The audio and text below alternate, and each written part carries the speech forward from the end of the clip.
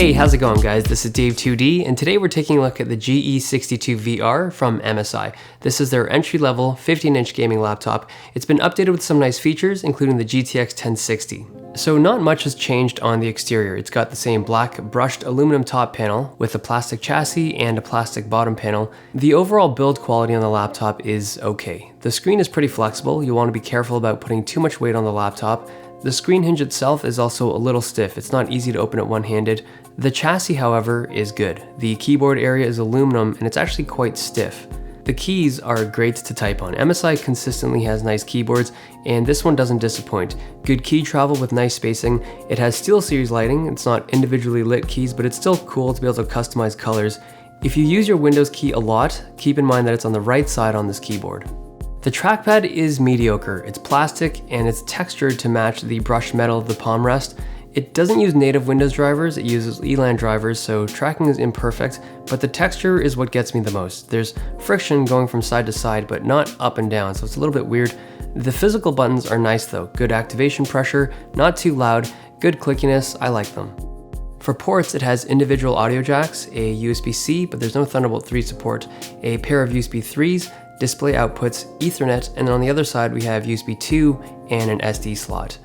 The internals can be accessed by removing a bunch of screws. It has one of those warranty void if tampered stickers, but who cares, right? This unit has 16 gigs of RAM, a 1TB hard drive, and an M2 SSD.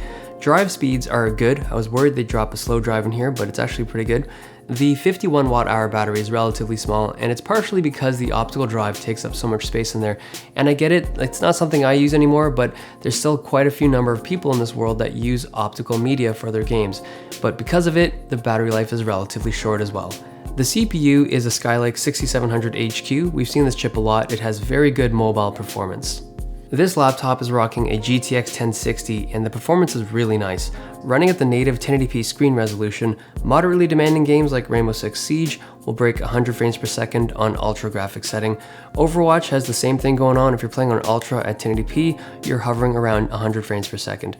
Basically, any kind of light to moderately demanding title plays very comfortably on this card. Witcher 3 will still be around 60 frames per second on high graphics settings, but if you want to play it on ultra graphics, it'll be closer to 45 frames per second.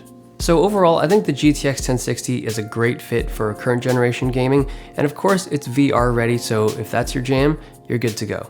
The display is a 15.6-inch IPS panel. There is a 4K option if you're a content creator.